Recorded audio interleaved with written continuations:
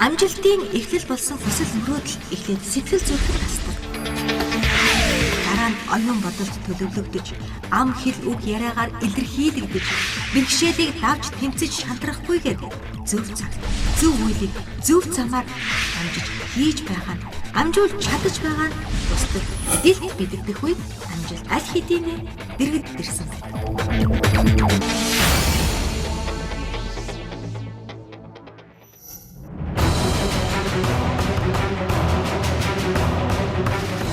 Самацханы үзэгчдээ амжилт нэвтрүүлгийн шинэ дугаар яг одоо та бүхэнд хүрэх гэж байна. Өнөөдрийн нэвтрүүлгийн зочин бол нийгмийн амьдралд өөрийн гэсэн орон зайг үүсэн амжилт ололтын бүхэг түүчэлэн яваа Апо Трейдинг компани гүйцэтгэх захирал нийслэлийн иргэдийн төлөөлөгчдийн урлагийн төлөөлөгч Пүрвийн Батчимэг өргөдөж оролцож байна. Бидний урилгыг хүлээн авсан танд баярлалаа.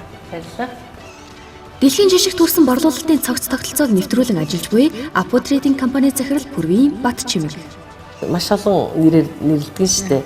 За тухайн үед намайг одоо багшаа гэдэг байлаа. Дараа нь одоо захирлаа боллоо. Тэгээд төлөөлөгчөө болно. Зарим үед даргаа гин. Аль нь нэлээх сайхан сонсогддог вэ? Надад бол миний хамгийн их одоо тий өөрийн хайртай дуртай мэрэгжил миний багш. Багш гэдэг нэрээр дуудлах маш их дуртай. Багшийн ажлаас гараагаа эхлэн одоо байгууллага удирдан яваа түүнийг амжилтад хөдөлдөг зан чанар нь Зогсолтгүйгээр өөрийгөө хөгжүүлэх, өөртөө дандаа зориг тавьж ажиллах, ихэлсэн ажлаа дуусгах, ер нь аливаад шантрахгүй байх тэр одоо зориг төвчээр л намайг одоо маш олон зүйлд дуудсан байдаг. Тэрээр Монгол үнэний шингэн сүүг дэлхийн дэвшилтэт технологи ашиглан боловсруулж, олон улсын стандартад нийцсэн сүү бүтээгдэхүүнийг үйлдвэрлэх төслийг санаачлан хэрэгжүүлсэн. Сүүс бүтээгдэхүүний үйлдвэрлэлийг жинхэнэ утгаар нь Монголд одоо нэвтрүүлж энэ төсөл маань амжилттай хэрэгжиж явж байгаад маш их бахархалтай байдаг. Тэр зөв харилцаа, зөв хандлагыг эрхмэлдэг.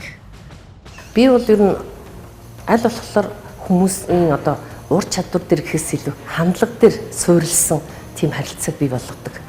Энэ утгаараа бол ер нь аливаа хүнийг дотоод ертөнцийн ойлгож таньж мэдэх хүмүүст аль болох зөв хандлагыг л бий болгохын төлөө зорж ажилладаг.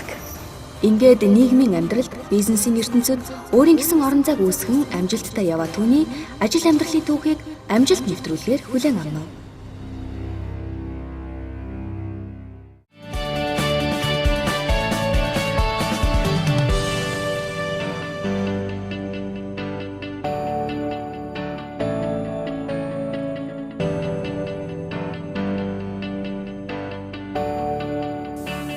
Welcome to Hangul Tower. Хангул тавраас нэвтрүүлэг та бүхэндээ үргэлжлэн хүрж байна. Өнөөдрийн нэвтрүүлгийн зочин бол Апо Трейдинг компани гүйцэтгэх захирал, нийслэлийн иргэдийн төлөөлөгчдийн хурлын төлөөлөгч Пүрвийн Батчимэг байгаа. Тэгэхээр таны түүх их сонирхолтой. Тэр тусмаа бизнесийн салбарт орж ирсэн түүх. Та боловсролын салбарын хүн. Тэгээ бизнесийн салбарт 10 гаруй жилийн өмнөөс хөл тавих болсон. Боловсролын салбарын хүн бизнест хөл тавина гэдэг тухайд танд ямар санагдчихсэн бэ? Би чадах болов, би хийх болов гэж бодогдчихсэн үү? Мэдээж энэ чинь бас хүний амьдралын л нэг чухал мөч. Тийм учраас би анх одоо ингээд боловсролын тийм сайхан гигэн номын орчинд хүүхэд багчууд шүүгсэн энэ сайхан сургуулийн орчинд ажиллаж исэн хүн мэдээж тухайн үедээ жоохон гайхах, эргэлзэх, тэнгэлзэх тийм юм байсан. Гэхдээ бол энэ мөчөд бол би өөртөө ер нь яагаад би чадахгүй гэж бодож би одоо энэ саналыг бол маш зоримог хүлээж авсан. Би ингээд бодд юм а. Танайхны хувьд буюу ах トゥ нарын хувьд бизнес эхэлсэн он жил бол ерөөсөө яг зах зээлийн нийгэмд шилжихтэй зэрэгцээл эхэлсэн. Тийм байдаг. Одоо өөрөөр хэлбэл шухлаа групп гэх тээ. Тэгэд та тэгэхэд нэлээд хожуу яг энэ бизнест ах トゥ 3-гаа бодвол их хожуу хөл тавьсан шүү дээ тээ. Анхнаасаа бид нартай хамтраагүй нь бас нэг өөр шалтгаан байсан уу? Эсвэл ингээл эднэр тустай би тустай гэж явж ирсэн үү? Яагаад нэлээд сүлд орж ирсэн юм бэ? Магадгүй одоо бид нар бол энэ компанид одоо олон групп компаниудын бизнесийг бол гэр бүлийн бизнес гэдэг утгаар нь биш, Монголын бизнес гэж харж байгаа. Миний хувьд бол мэдээж ах トゥ сээс нэлээд хожуу бизнесийн салбарт орж ирсэн хүний хувьд одоо ингээд эргээд бодоход бол мэдээж өөр өөрийн одоо ертөнц өөр өөрийн хувь тавилангаараа л амьдралдаа л одоо бүгдээ хөл тавьж өдийг хүрсэн гэж боддог. Магадгүй тэр үед би өөрөө үр хүүхдийнхээ боловсролд анхаарсан, хань нөхрийнхөө одоо бас ардан те тулгууруулж гэрийн эзэгтэй одоо гэрийн одоо эхнэр хүнийхээ ажлыг хийж бас тэр багш гэдэг одоо өөрийнхөө дурлаж олсон мэрэгжилтэд шунаж ажиллаж байсан л цаг үе байсан байгаа.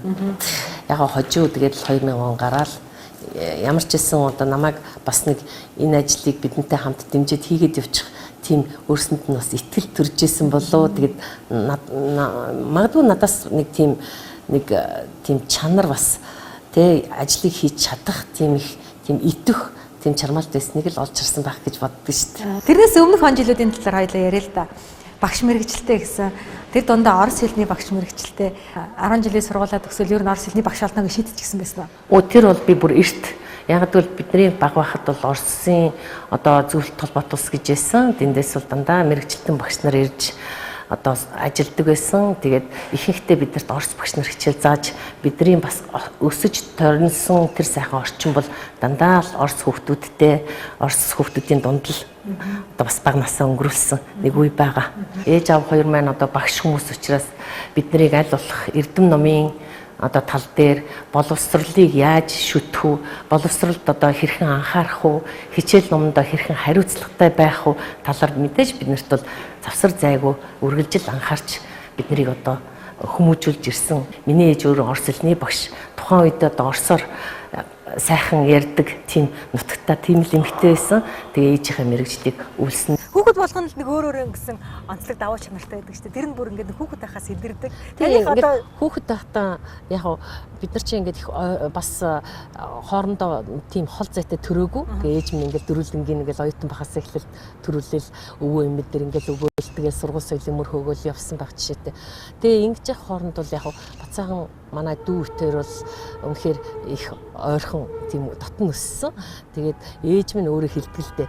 Ер нь бол та дөрвийн ертөнцийг одоо үзэж байгаа үзэл, юмд хандж байгаа хандлага, тэр итгэл, өөртөө итгэх итгэл, тэ зориг төвчээр юмд юм шантрахгүй байгаа олон сайхан чанарууд та дөрөвт ер нь бүгдээрэнд чинь байгаа. Сайхан сэтгэл бол бүр хамгийн их та дөрөвт ингээд тэ байглаас ингээд заяатсан. Тэгээ миний хүүхдүүд. Тэгэхээр бацаахан та хоёр бол ерөөсөө бусдаас их тийм альва юмд ингээд хандж байгаа хандлага, тэгээл тэр нэг хүмүүстэй харилцаа энэ төр талтай бол миний хоёр хүү бол ер нь гайхалтай сайхан мэдрэмжтэй төрсэн хоёр хүүхд шүү л гэж ээж дандаа л магтдээ. Таны ажлын гараа бол эргээд өссөн төрсөн нутагтаа буюу Өөрангийн аймгийн Хужир цомын сургуулийн орос хэлний багшаас эхэлсэн шүү дээ тий. Миний хань одоо Доржин Батсайхан гэж залуу байгаа. Тэгээд тухайд Хямны цэргийн дээд сургуулийг төгсөөд намайг төгсөж очихоос өмнө 1 жилийн өмнө манай нутагт очиж тэгээ би 1 жилийн дараа төгсөж очиод нэрийн одоо тэр төрсэн сайхан нутгаас Өөрангийн аймгаас хоёрын ажлын гараа эхэлсэнтэй. Энэ цагаас эхлээд бид хоёр бол игэл жирийн жижигхэн байранд манай аав ээжүүд ингээл ирээл бит хоёрыг ингээл тэнд одоо гэр бүл болгож ирсэн. Тэгэхээр тэнд одоо дээр үеийнхаар бол нэг Оросын нэг 3 хавцтай толгийл манай ээж манад надад бэлгэлж байгаа. Тэгээд нэг 2 чимдаантай, тэгээд ортой, тэгээд нэг юм хөөхөн юм айл гэр бүл анх болж ирсэн. Та хүүхэд шүгсэн их өргөөний эзэн хүүхдүүдийн хувь зүй яг чиглүүлэгч тийм сайхан үйлс хийж исэн. Энэ хугацаандаас анги дааж исэн үү? 1988 онд Оросны багшийн дээд сургуулийг төгсөөл очиход минь надад одоо манай намын өрийн дарга сургуулийн захирал бол шууд 4-ийн А гэдэг ангийг өгөөл би тэр цагаас хойш тэдэнтэйгээ ажилласаар байгаа тасралтгүй 10 дугаар ангийн төгсгөөл тэгэл эрдэм номын одоо их аянд мордулсан. Өнөөдөр миний олон 10 шавнар одоо Монгол улсын өнцөг болон мөртөл маш сайн ажиллаж амьдарч. Ер нь Улаанбаатар хотод юу таны хөтөлж ирвэ? Зүр би 10 дугаар ангийн төгсгөөд тэгээд ер нь бол бодсон л да. Ер нь хоёр хүүхдийнхээ бас боловсрал тэр асуудалд бол нэлээд анхаарал тавья. За тэгээд ч бас өөрийнхөө мэдлэг боловсрал, карьер одоо энэ юмд анхаарах хэрэгтэй байна. Хүнд одоо сурах гэдэг явдал ерөөсөй оройтдаггүй. Тийм учраас ер нь дахиж суралцах хэрэгтэй. Тэгээд би ер нь хот шилжиж, манай нөхөрч бас одоо Улаанбаатар хот руу бас ажиллаараа шилжсэн. Тэгэхээр тэнд өнгөрөөсөн хөдөө орон нутагт бид хоёр нэг 10 жил яг амьдарч ажилласан байт. Тэгэл ер нь Улаанбаатар хот шилжиж ажиллаж амьдрья гэж ирэл шууд цагдаагийн дээд сургуульд багшаар орсон байна. Тэгээд цагдаагийн дээд сургуульд багшлах он жилүүд, багшилсан он жилүүд магадгүй харьцуулахад 10 жилд ажиллаж исэн тэр одоо харьцангуй насаар одоо бяцхан тэр хүүхдүүдтэй ажиллах хоёр хооронд бол бас зөрүү байдаг. Яагаад гэвэл насны хувьд, төлөвшлийн хувьд шал өөр шав нартай л да би тийм. Магадгүй энэ багш байж хагаад бизнест орсон болохоор тэр нэг багшийн зан характер үе ингээд л илэрдэг. Илэрнэ шүү. Энэ багш гэдэг мэрэгжил чинь хүнд ерөөсөө өөрт хүнтэй харилцах тэр урлаг, хүнийг мэдрэх тэр сайхан нарийн мэдрэмж тэгээд харилцсан энэ гоё шүтэлцээ энэ холбоо бол ерөөсөө хүнийг таньж мэдхэд маш их чухал байдаг. Аливаа одоо байгууллагыг удирдах байгаа хүн бол эхлээл хүн төвтэй хүнтэйгээ сайхан харьцах хэрэгтэй. Хүнээ сайн мэдэрч одоо таньдаг байх хэрэгтэй. Тэр хүний хандлага ямар байна, тэр хүний одоо боловсрал ямар байна. Би чадвар гэхээсээ илүүтэй нэгдүгээр мэдрэмж гэдэг юмыг маш их өндөрт тавьдаг хүн л дээ. Энэ утгаараа бол би миний энэ багшийн мэрэгжил, сэтгэл зүй, удирдлагын шинжилгээ ухаан энэ бүгд надад хосолж энэ бизнесийг авч явахад маш их одоо нөлөө үзүүлж байгаа л гэж байна.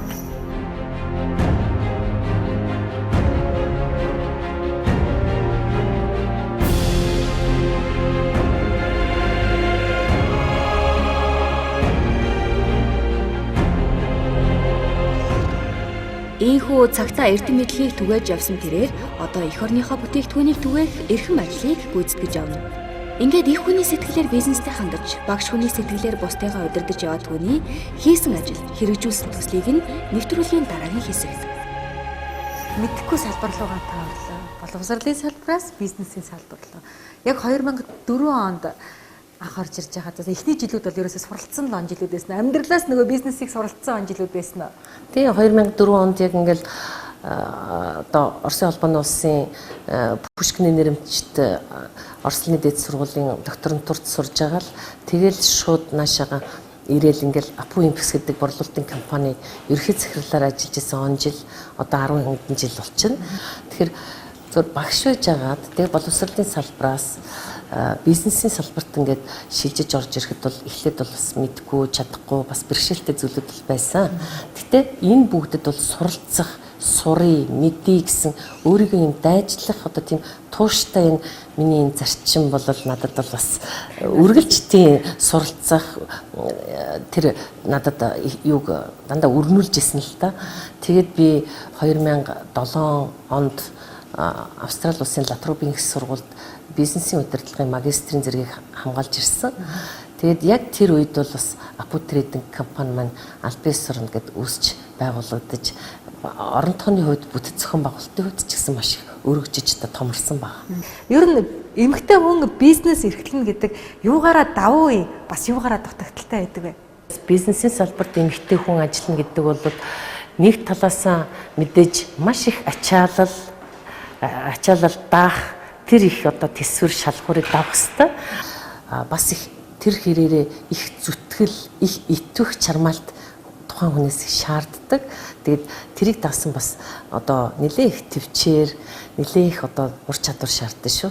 Магадгүй эрэгтэй хүнээс 2 дахин илүү чадвар шаарддаг. Тийм яриа бас байдаг. Гэтэ бол мэдээж энэ одоо замналаар энэ бизнесийн одоо тэ хөгжилд хөл нийлүүлэн алхахад эмэгтэй хүн бол маш их тийм хувийн зохион байгуулалт сайтай бас их одоо олонний дунд одоо өөрийгөө их сайхан чөлөөтэй авч явах тийм ээ цэгцтэй байх одоо өөрөө бас үлгэрлэн тэр манлайлах энэ зарчмыг л чухалчилж үздэг л дээ.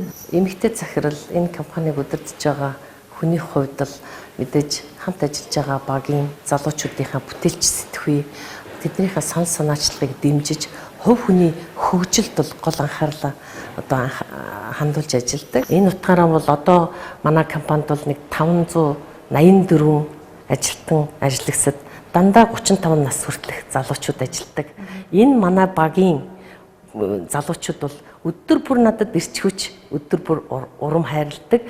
Би тэднээсээ суралцдаг, тэд надаас бас суралцдаг. Ингээд бид бол нэг хамтын том хүч баг л одоо ажиллаад л байна.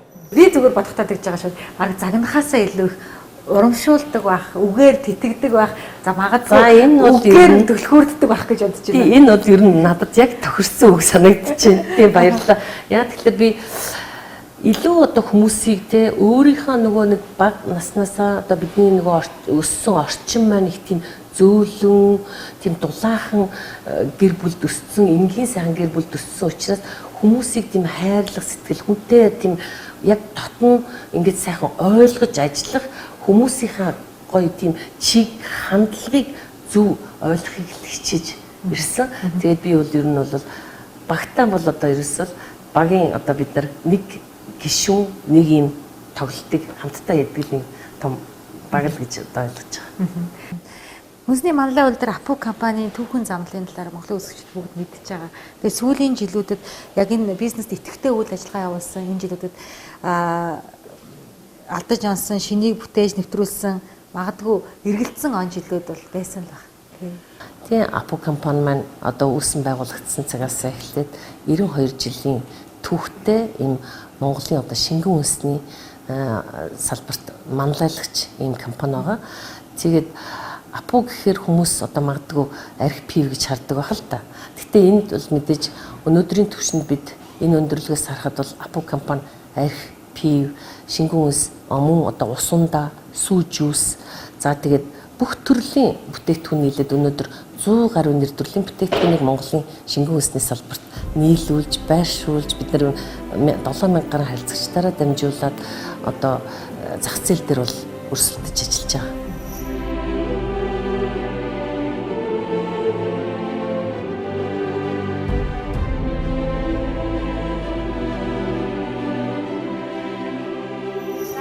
Апугийн сүүлийн үйлдвэр дээр ирсэн байна л да.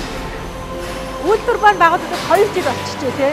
Энэ өнгөрсөн 2 жилийн одод амжилтаасаа зөрчсөн бол 2004 оноос эхлээд бид нар ер нь сүүс бүтээгдэхүүний зах зээл дээр ороод өнөөдөр бас 13 жилийн одоо нүрийг үзэж байна. Тийм учраас сүүс бүтээгдэхүүнийг зайлшгүй бид нар ингэ цогцоор нь иж хүрдээр нь үйлдвэрлэлд одоо шинээр нэвтрүүлэхэд бидний гол зорилго байсан. Энэ утгаараа энэ бүс маш амжилттай хэрэгжиж чадсан. давуу талаа дуртах юм бол Сүүний үйлдвэр бол хүнсний аюулгүй байдал, олон улсын чанарын удирдлагын тогтолцоо ISO 22000-ыг сүүний үйлдвэртээ үйлдвэрлэлдээ нэвтрүүлж чадсан Монголд цорын ганц сүүний үйлдвэр гэдгээрээ бид маш их бахархалтай байдаг. Сүүний үйлдвэрийн тоног төхөөрөмж нь бол Германы GEA брендийн тоног төхөөрөмж иж бүрэн тоноглогдсон байгаа. Шведийн одоо технологи бол Эколын савлгаагаар бол одоо бүх брэндээ анх удаа Монголд энэ савлгаагаар савлцсан. Тэгэхээр энэ савлгааны талаар анх удаа сонсчихлаа Тетрапак гэдэг нэр маань бидэрт их хоногдсон байсан те. Тэр энэ Эколын гэдэг савлгаа маань юугаараа онцлог юм бэ? Ер нь 2004 оноос эхлээд манайх сүүс бүтээгдэхүүний зах зээл орж эхэлсэн байдаг. Одоо яг энэ шугам дээр явж байгаа цэвэрсүү. Энэ бол Тетрапак савлгаатай явж байгаа. Эколын савлгаа гэдэг бол өөрөө маш тийм өвөрмөц. Тэр тухайн бүтээгдэхүүнийг дандаа шин байлгах. Яг л сүү гэдэг сүүс бүтээгдэхүүн чинь өөрөө маш эмзэг, тээвэрлэх болон хадгалалтын одоо тийм маш чанга хянах тийм борим стандарт шаарддаг. Одоо манай Мамо, Дээж, сайн сүү тийм ээ бүх төрлийн маму брендийг бол энэ Эколын савлгаагаар савлсан. Монголд анхдагч гэж хэлж байна. Дэлхийн дэвшилтэт технологи, олон улсын стандарт, шин өнгө, шин амт, байгаль дээлтэй савлгаа гэд бүхнийг дээд зэргээр хийхийг зорьсон нь өнөөдөр биелэлээ олж хэрэглэгчид үйлчлүүлэгчдийн таашаалд нийцэж байна. Нийтүүдийг бол энэ хот орчмын гадна талын одоо фермер 500-аад фермер малчтаас шингэн сүүгээ жилийн 4 өдөр авч нийлүүлж 12 сүүнийхээ цэгээр дамжуулж авч ажиллаж байгаа. Чи энгийн үгээр хэлэхэд ерөөсөө үйлдвэрээс гарсан цэвэр энэ байгалийн гоё сүүс бүтээгдэхүүн маань эцсийн хэрэглэгчдэд хүрэх хүртэлх тэр шат дамжлага болгон дандаа өндөр хянах стандарт шаардсан ажил. Саяхан одоо 3 дугаар сард Апу компани өөрсдийн бүтээгдэхүүнээ Гонконгод гаргасан гэдгийг сонсоод үнэхээр баярлж суулаа л да. Ер нь Монголын бүтээгдэхүүн дэлхийн зах зээлд гарлаа гингүүд ягаад ч юм омогших сэтгэл төрдөг л да. Энэ таатай мэдээг сонсоод үнэхээр их баярлж байсан. Тийм үнэхээр тийм шүү. Өнгөрсөн 3 дугаар сараас эхлэн манай сүүний үйлдвэр өөрийн одоо Монголын анхны хүүхдийн брэнд Mamo брендийг бол Хонконгийн зах зээлд одоо гаргаж энэ нь бол экспортыг одоо эхлүүлж Монголын онгон дагшин энэ сайхан хөрсөнд ургасан ургамлаар хооллсон жинхэнэ одоо үнэний сүг түүхий дээр нь одоо бид энэ боловсруулж ингэж Монголыг одоо гадаадад төлөөлөх ийм сайхан компани болж одоо байгаадаа бол бахархах сэтгэл төрж байгаа. Тэгээ энэ бүтээгдэхүүн маань ингээд Хонконгийн дэлгүүрт тусмаа Хонконгийн тийм том 15 сүлжээ дэлгүүрт худалдаалагдаж байна гэж бодохоор гоё юм шүү. Ер нь Хонконгийн хэрэглэгчид тэгэхээр хүлээж авч байна. Маш сайхан хүлээж авсан. Энэ бол өнгөрсөн 3 сараас эхэлж бид нар Хонконгийн зах зээлд одоо Mamo брэндээ байршуулж тийш экспортлж эхэлсэн байгаа. Тэгээд одоо ингээд Хонконгийн 15 том сүлжээ дэлгүүрүүдэд манай Mamo брэнд тэнд ингээд сайхан тавиад хүмүүсийн хэрэглээнд ороод хүүхдүүд дуртай бүтээгдэхүүн болсон гэхээр би ер нь энэ сүүний төсөл өөрөө маш амьд төсөл тийм ээ. Энэ төслийг бол ерөөсөө одоо бид нар бахархаас өөр арга байхгүй л гэж боддог. Нууц иш бол энэ сүүний үйлдвэрийн төсөлд хэдэн төгрөгөөр хэрэгжсэн юм бэ? Ер нь бол мэдээж баггүй хэмжээний тоо тийм ээ том одоо бүтээн байгуулалт байгаа. Гэхдээ энэ одоо эрдэмтэн судлаачид хэлсэн байдгийн хямралын үед хамгийн том хөрөнгө оруулалт бол Апугийн сүүний үйлдвэр юм аа гэдэг. Одоо яг хэдэн төрлийн бүтээгдэхүүн үйлдвэрлэж байгаа энэ сүүний үйлдвэр? Манай сүүний үйлдвэрт бол өнөөдөр одоо 22 нэр төрлийн бүтээгдэхүүнийг үйлдвэрлэж байгаа. Хэрэглэгчдэд биднэрт бүтээгдэхүүн өрөх бол энгийн нэг үзэгдэлтэй байдаг л зүйл. Гэхдээ тэр болтол буюу энэ тоног төхөөрөмжийг харахаар энийг яаж байршуулсан болоо, энийг яаж авчирсан болоо, энийг бүр угсаж тохиргоог нь ихэд яасан болоо гэж бодохоор бас үнэхээр гайхалтай. Үнэхээр гайхалтай. Яг тэгвэл бид бүхэн чинь энийг анханаас нь энэ төслийг хэрэгжүүлж эхэлж байхдаа энэ тоног төхөөрөмжийг Германы GIA компанитай хамтарч ажиллаж тоног төхөөрөмжөө нийлүүлсэн. За одоо ингэж байж байгаа тэр авчирсан тоног төхөөрөмжийг суйрлуулсан үйлдвэртэй. Дараа нь суйрлуулсан тоног төхөөрөмжөө бид нар яаж одоо энэ олон бүтээгдэхүүнийг үйлдвэрлэж гарах стандарт тэр юмнуудыг хангахад бол шаардлагыг хангахад бол тийм амаргүй ажил. Энэ ажлын арга гарцсан улсууд та баярлтгүй амарчтгүй үйлдвэрээ хараад энэ төслөө ингэж хэрэгж амжилттай хэрэгж байгааг харахад эмэгтэй хүний хувьд эзэгтэй хүний хувьд би бол үнэхээр омгших сэтгэл над төрдөг. Энэ сүүний төслөө эхлүүлэх гээд явж байхдаа та их удаан судалсан гэсэн тий. Судалж явах явцдаа бас бидний мэдэхгүй их онцлог зүйлүүдийг мэдсэн болоо гэж бодож байна. Тэлгүй яг уу ер нь манай эцэг эхчүүд бол одоо би зүгээр нэг зүйл санаа зовж үдээ. Эцэг эхчүүд юу хэрэглэж уун хүүхдүүд яг л ухамсаргүйгээр бас дуурайд нэг тал байдаг. Тийм учраас эмэгтэйчүүд, бүсгүйчүүд, ээжүүд тийм ээ гэрийн эцэгтэй нар бол ер нь өглөө бүр нэг аяг сүү, орой нэг аяг тарг гэдэг энэ зүйлийг бол ер нь орхигдуулж болохгүй гэж би боддог шүү. Бас нэг юм сонирхолтой нэг кейс идэм билээ би сонссон. Хятад улс 1990-ад оны үед залуучуудаа одоо Япон улсын залуустай харьцуулаад гаднах төрх, жин шүд гэх мэт ийм зүйлүүдээр бол одоо ингээд нэг судалгаа хийсэн байдیں۔ Гэтэл тэр Япон залуучууд бол тухайн үед бол одоо гарсан судалгаанаас харахаар хамаагүй одоо тэр хятадын залуучуудаас хамаагүй эрс тис өөр байсан. Энийг өнөөдөр хятадын тухайн үед хятадын одоо засгийн газар бүр бодлого болж тийм ээ нэг аяг сүү жилд 2 см гэсэн лоозон уран дор бүр боловсролынхаа салбараар дамжуулаад энэ үдийн цай гэдэг хөтөлбөрийг сургуулийнхаа одоо юунд хөтөлбөрт оруулж өгсөн. Тэгээд ингээд харахаар энэ хөтөлбөр хэрэгжсэний үр дүнд гарсан судалгааг дахиад аваад үзэхээр нөгөө жилд нэг аягсуу жилд 2 см гэдэг нь яг харагдаад мэдээж залуучуудынх нь одоо бие бялдар эрүүл мэндийн хувьд бол тэсвэр болсон ийм судалгаа байд юм билээ. Санаа юм байна тий. Та түрүү хүүхэд наснд маань ээж аавын нөлөө маш их байсан учраас би тэгэл багш олъё гэж шийдээл. Тэгээ ер нь тэр орчинд намайг хүмүүжүүлсэн гэж ярьж байсан. Эргээд та хүүхдүүдэд одоо ямар аргаар хүмүүжүүлж байна?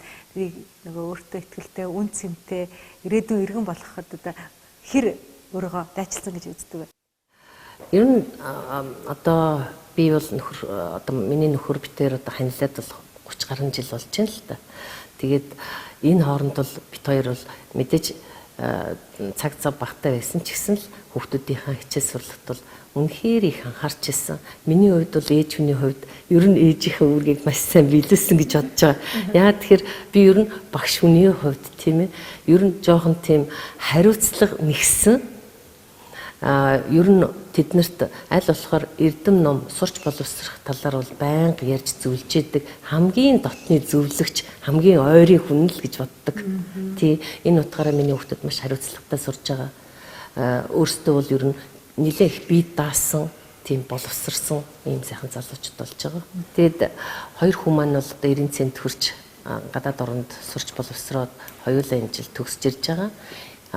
Том хүн маань бол одоо Герман улсын Мөнхөн хотын Людвиг Максимилианы их сургуулийн анагаахын факультетд хүний эмчээр төгсөж байгаа.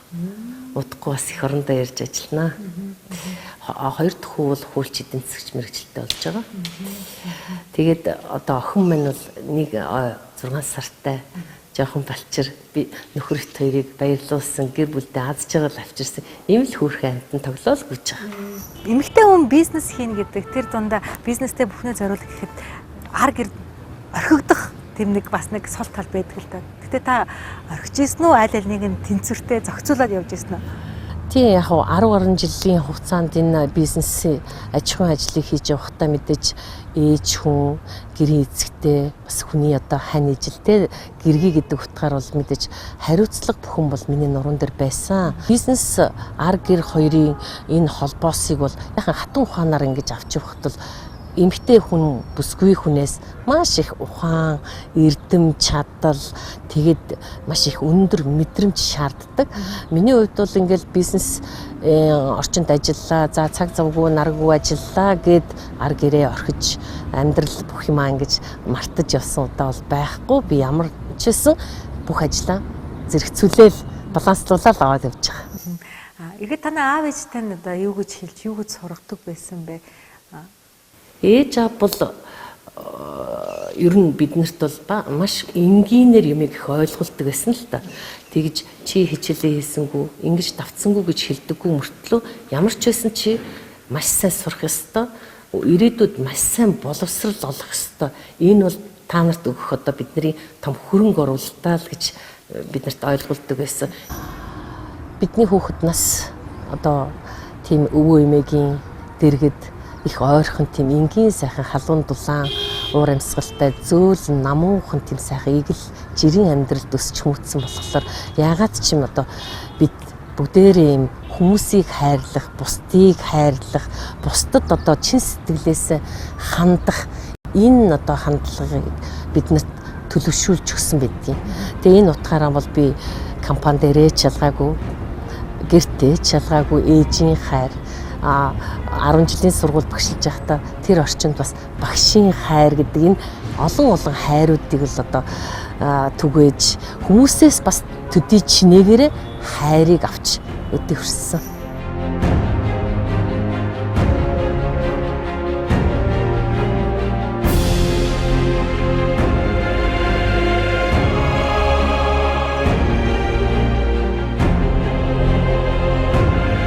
Амьдралын мөн чанарыг хайр хэмээн үздэг тэрээр хаа байгаа газраа хайр халамжийг түгэж явдаг. Ингээд түүний дараагийн алхам юу байсныг нэвтрүүлгийн дараагийн хэсэгт. 2004 онд боловсролын салбараас бизнесийн салбарт орсон.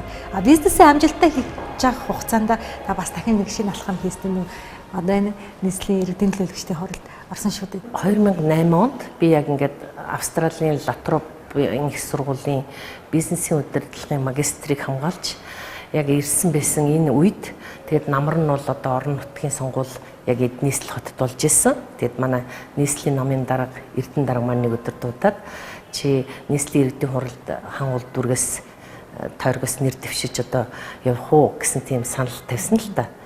Тэгээд би тухайн үед бас жоохон бодсон. Би яг энэ дүргт хан улд амьдарч байна. Би энэ хан улд дүрт ажиллаж байна. Тийм учраас ер нь бол хан улд дүргийнхаа ирээдүйн хөгжлийг бодсон ч нийслэл хотын хөгжлийг бодсон ч ер нь хан улд дүргийнхаа одоо хөгжлийн төлөө иргэдийнхаа санаа бодол эднэрийнхээ дуу хоолой болж ер нь нийслэлд иргэдийн хуралд нэр дэвших нь миний бараг нэр намын гишүүний хувьд нэр төрийн хэрэг юм байна гэж бодоод ер нь зориг шулуудаал тэгэл тэр намар орон нутгийн сонгуульд нэр дэвшиж би одоо ард иргэдийн саналыг авчдаа сонгогдсон баг.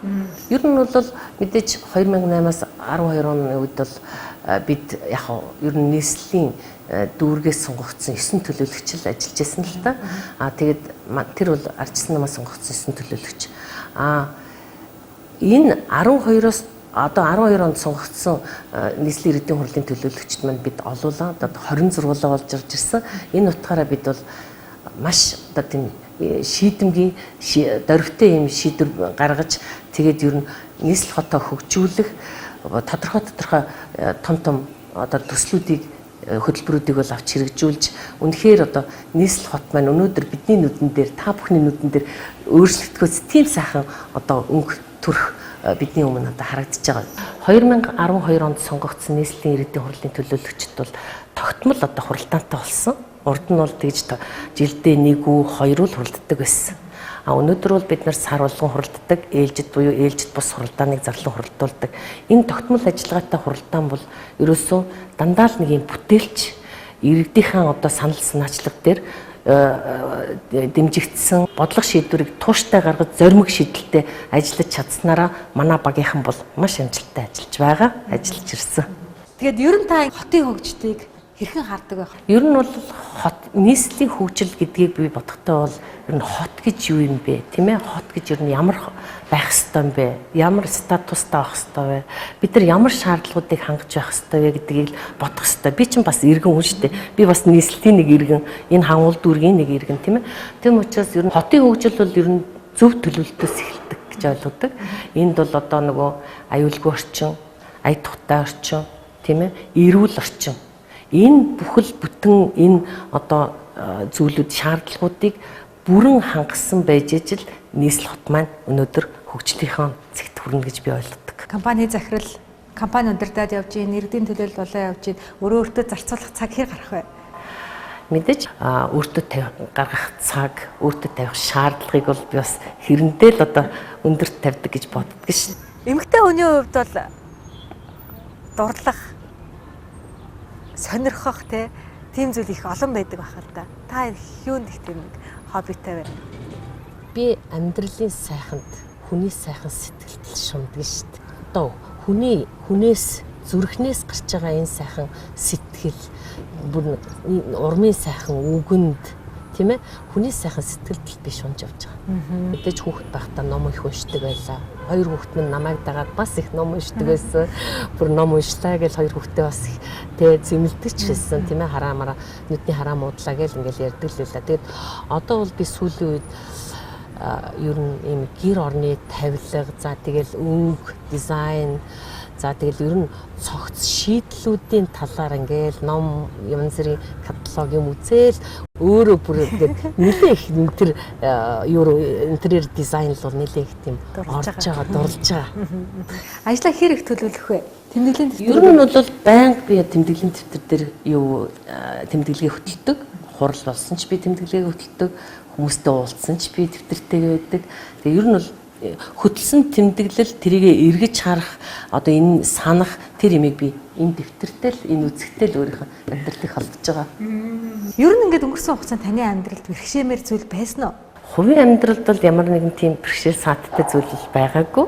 Нөгөө талаас мэдээж ажил, бизнес, за тэгээд улс төр энэ одоо хурал гэл ингээл зөндөө олон ажлууд байдаг. Энэ бүгдэд бол хувь хүний зохион байгуулалт, хувь хүний сэтгэлгээ, хувь хүний хандлага зөв байх юм бол аливаа бэрхшээл, аливаа одоо өөрт тохиолдсон одоо сааттай зүйлийг бол давж гарахад бол тийм нөлөөлөх асуудал байхгүй л гэж би боддог шүү дээ.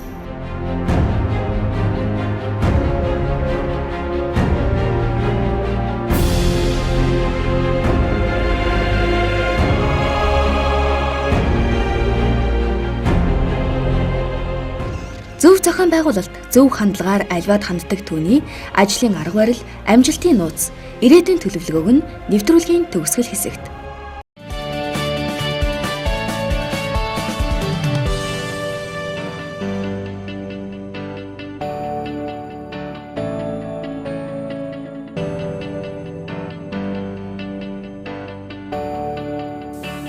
Welcome to 항우 타워.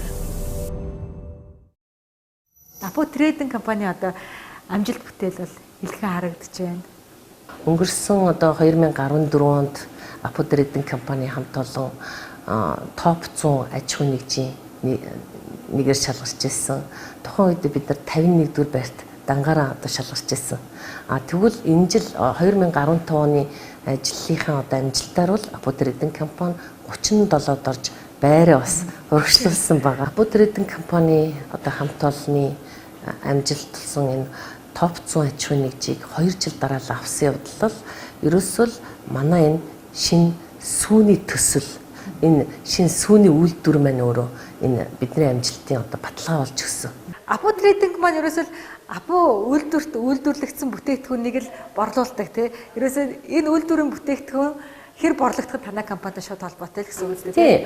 Үнэхээр одоо Апо трейдинг компани бол үүсэн байгуулагдсан цагаас эхлээд Апо хувьцат компани брэнд бүтээгдэхүүнийг тийм ээ чанартай үйлдвэрлэсэн бүтээгдэхүүнийг зах зээлд шингүүлсний салбарт одоо байршуулж түгээж байгаа онцгой эрхт аль биесний дистрибьютор компани. Амжилтын нууцыг л асуух гэдэг юм л да тий. Апо трейдинг компани ингэж амжилттай яваагийн хамгийн чухал нууц нь гэдэг юм бол зөв товчоор хэлэх юм бол бид нар сайн баг, тэгээд сайн хамт олон, бас бүтээлч хамт олон. Тэгээд ер нь бол аль болохоор бид нар энэ бизнесийн одоо энэ өрсөлдөөнтэй энэ үед бол ер нь багийн тоглолтыг маш сайн хийж чадварлаг хийж чаддаг бүтээлч сэтгүүтэй ийм залуусын одоо баг хамт олон бүрдсэн энэ бол бидний амжилтын одоо тодорхой их суурина гэж үзэж байгаа. Тэгэхээр ер нь энэ хүнсний бүтээгдэхүүн бол хүмүүсийн анхдагч хэрэгцээ гэж үздэг тий. Тэр ч утгаараа хүнсний үйлдвэрлэл үйлчлэгээний салбарыг хямралд өртөх нь баг гэж ярьдаг л да. Зүгээр энэ хямралын он жилд та нарт хэр нөлөөлөв? Мэдээж бизнес бол одоо энэ эдийн засгийн амаргүй энэ хямралын үед бол бас хүч тэнцвэргүй одоо байдалд орлоо шүү дээ. Тэгэхээр ганцхан одоо Апо компани хувьд ч гэдэг юм уу, Апо трейдинг компани хувьд бол энэ юу нөлөөлөл одоо байсны үг бас байгаа. Гэхдээ энэнийг бид нар аль болохоор эдийн засгийн хямралыг одоо яаж давж гарах уу, тийм ээ, компани одоо бас яаж бүрэн бүтэн авч үлдэх үү, энэ олон хүмүүсийн орлого ашигтай байлгах энэ үүднээс бол хямралын эсрэг менежментийг бид зохион байгуулж ажиллаж байгаа. 2015 оны 12 дугаар сард Апо трейдинг компани нь олон улсын чанарын удирдлагын тогтолцоо ISO 9001/2008 стандартыг нэвтрүүлж SGS-ээр баталгаажуулж ажилдаа одоо өнөөдөр хүртэл хэрэгжүүлж байна. Энэ нь бол бас бидний одоо байнгын ажиллаж байгаа бүтээмжийн хороо, кайзен санал, 5S зэрэг энэ чанарын дугуйлан зэрэг багуудын одоо идэвхтэй үйл ажиллагааны одоо өнөөдрийн биднэрт одоо хэрэгжүүлж байгааг тод илэрлэл нь үр дүн гэж үзэж байгаа. Нэвтрүүлгийнхаа төгсгөлд олцогч хүрээсэл одоо юу төлөвлөж байгаа вэ гэж асуудаг юм л да. За олон зорилгууд надад байна л да. Тэгэд хамгийн сүүлд одоо миний санаачилсан сүүний төсөл, энэ гэгээлэг, энэ гоё ариунлаг энэ төслийг улам одоо өргөжүүлэн тэлж дэлхийд танигдах Монгол компани олохын төлөө зорж ажиллана, зүтгэж ажиллана гэж бодож байна. Нэвтрүүлэгт маань нэгэн дүрэн байдаг тий. Амжилтын томьёог амжилтын эздээсээ бичээч гэж хүсдэг юм л да. Тэгэхээр энэ цаг үчид та өнгөрсөн үеэ эргэж нэг дурсаа таныг амжилтанд хүрэхэд юу их чухал нөлөөлөө гэдгээ нэг ингэж хараад тэгэхээр амжилтын томьёог бичихгүй.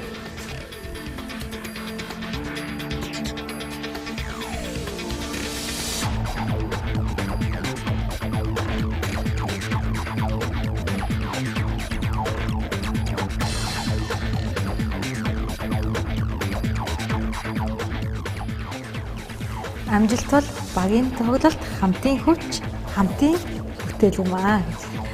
За ингээд ярилцлага маань хүлээн авсан танд баярлалаа. Ер нь ингээд таныг анзаараад хахад та их сайхан нэмс хэлэх юм аа. Их тэгээд нэг яг л багшийн сэтгэл, ээжийн сэтгэл ярьж суугаад их мэдрэгдэх юм. Тэгээд бидний урилгыг хүлээн авсан сайхан яриа өрнүүлсэн танд баярлалаа. Энэ том зорилгот тань цаашдаа их олон үйлсэд тань амжилт хүсье. Баярлалаа танд. Баярлалаа.